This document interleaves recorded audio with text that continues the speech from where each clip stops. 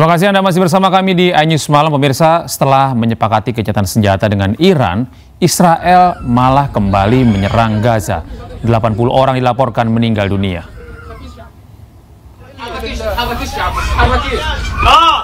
Seorang anak Gaza menjadi korban kekejian tentara Israel. Dibawa menggunakan ambulans, tubuh anak ini penuh luka. Israel menyerang rumah milik keluarga Haji Mutlak yang penuh dengan penghuni. Dalam 24 jam terakhir, Israel kembali meluncurkan serangan ke Gaza yang mengakibatkan 80 orang tewas dan ratusan orang terluka.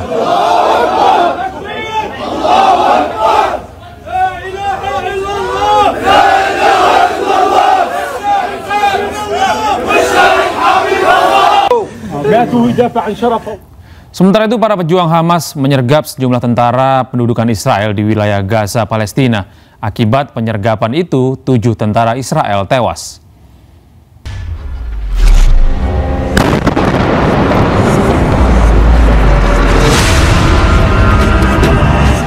Hamas merilis video saat operasi penyergapan pasukan pendudukan Zionis Israel di sebelah timur kota Khan Younis, Gaza.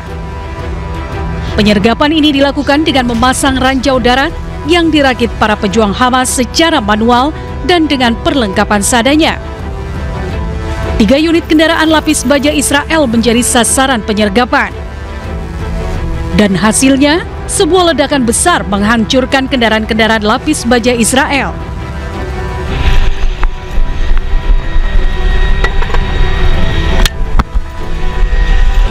Aksi berani juga dilakukan oleh pejuang Hamas masih di Khan Younis, Gaza Selatan. Pejuang Hamas melemparkan bom ke sebuah pengangkut personil lapis baja Puma yang membawa 7 tentara pendudukan.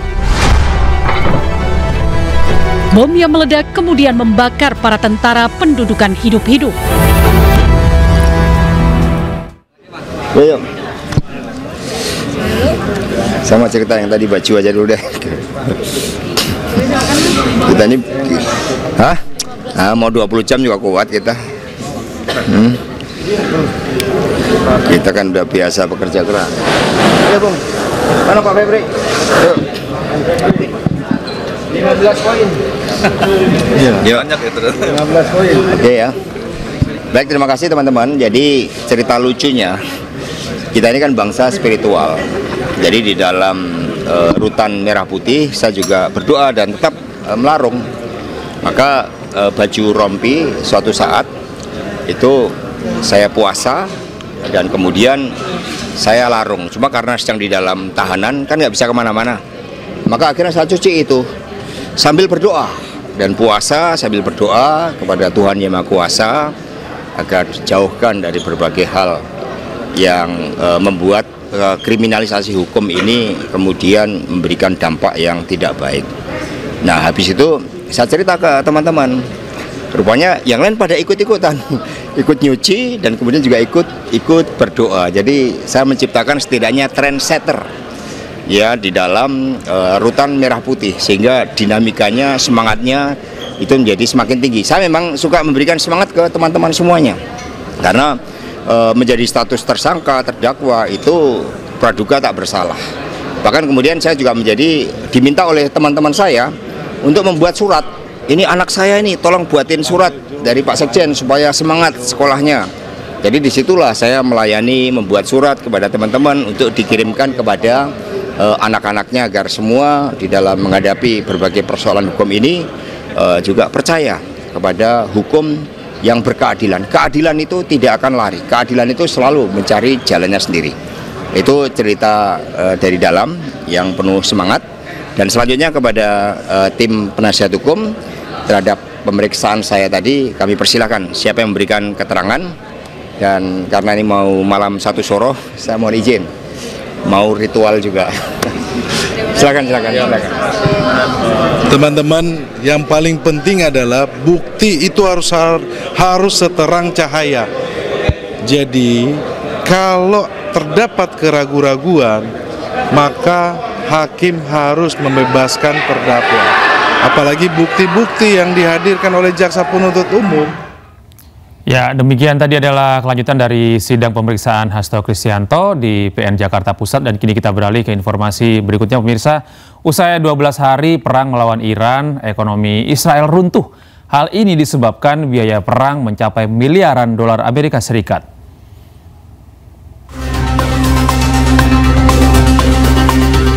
Ekonomi Israel menanggung harga dari konflik 12 hari dengan Iran karena biaya perang mencapai miliaran dolar Amerika Serikat. Israel menghabiskan sekitar 5 miliar dolar Amerika Serikat pada minggu pertama serangan terhadap Iran. Sementara biaya harian perang mencapai 725 juta dolar Amerika Serikat.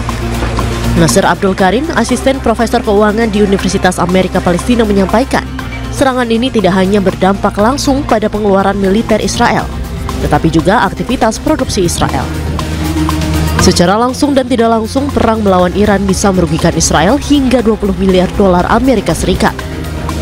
Defisit anggaran Israel diperkirakan akan meningkat sebesar 6% dan pembayaran kompensasi kepada warga yang terdampak akan semakin memperburuk keuangan publik Israel. Diketahui jumlah warga Israel yang mengungsi dari rumah mereka pada minggu pertama melebihi 10.000 orang. Kemudian sekitar 36.465 orang mengajukan kompensasi menurut otoritas pajak Israel. Para ahli pun mengingatkan bahwa tingkat pertumbuhan Israel dapat melambat, tingkat pengangguran dan kemiskinan dapat meningkat jika konflik terus berlanjut. Ya pemirsa, meski gencatan senjata dinyatakan sepihak oleh Amerika Serikat, konflik bersenjata antara Iran dan Israel masih panas. Perang 12 hari ini tak hanya membawa dampak politik dan keamanan regional, tapi juga menyebabkan kerugian besar, baik dari sisi kemanusiaan maupun ekonomi kedua belah pihak. Dan berikut kita simak pemirsa, dari 12 hari peperangan antara Iran dan Israel, kerugian terjadi di pihak Israel, di mana pihak Israel ini mengalami kerugian hingga tercatat 28 korban jiwa di pihak Israel dan 3.000 diantaranya terluka. Mereka adalah warga, masyarakat sipil, dan juga tentara. Korban berjatuhan akibat rentetan rudal balistik dan drone dari Iran yang menghantam wilayah Tel Aviv, Haifa, dan juga Beersheba.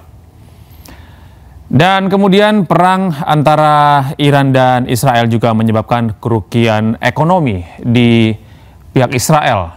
Perang selama 12 hari ini memaksa Israel untuk menggelontorkan biaya perang senilai 11,8 triliun rupiah. Tidak hanya itu, akibat bombardir Iran ke wilayah Israel, Israel mengalami kerugian lebih dari 21 triliun rupiah. Kerugian ini terjadi pada sektor pariwisata, teknologi, logistik yang menjadi sektor yang paling terdampak. Bahkan akibat serangan Iran yang menghancurkan permukiman warga ini, pemerintah Israel kini justru menghadapi 39.000 tuntutan ganti rugi dari warganya sendiri atas imbas dari serangan Iran ke wilayah Israel, di antaranya Tel Aviv, Haifa, dan Beersheba. Dan diperkirakan kerugian total dari perang 12 hari ini mencapai 325 triliun rupiah. Sementara itu dari pihak Iran dilaporkan 627 korban jiwa jatuh dan korban luka ada 4.870 orang. Sebagian besar adalah warga sipil di wilayah Teheran dan Isfahan yang terkena serangan udara Israel.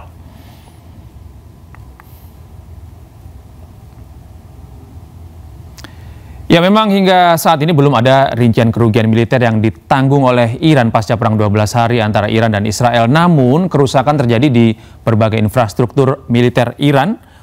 Ini infrastruktur militer Iran ada ribuan yang rusak, termasuk diantaranya 3 situs nuklir yang terletak di Fordo, Natanz, dan juga Isfahan. Sementara itu, gempuran Israel yang menyerang permukiman warga Iran menyebabkan 120 rumah dilaporkan hancur dan 500 lainnya rusak. Diperkirakan kerugian material yang dialami oleh Iran mencapai miliaran dolar Amerika Serikat. Kini kita beralih ke informasi lain pemirsa. Viral, Polri mendemonstrasikan sejumlah robot canggih dalam persiapan hari ulang tahun ke-79 Bayangkara di Monas, Jakarta Pusat. Robot-robot canggih itu merupakan simbol kesiapan Polri menghadapi transformasi dan adaptif terhadap perkembangan teknologi.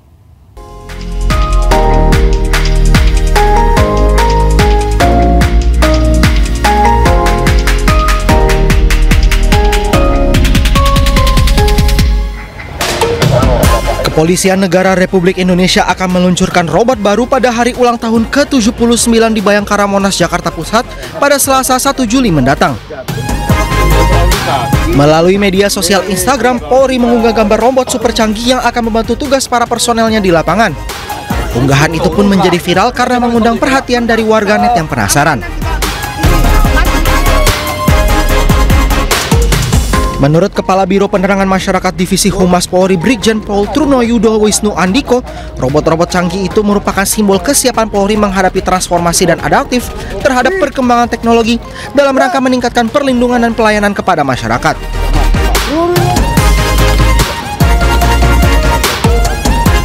Pada HUT ke-79 Bayangkara rencananya Polri akan memamerkan sejumlah robot, diantaranya 2 robot tank, 10 robot dog, 10 robot humanoid, dan sejumlah robot lain.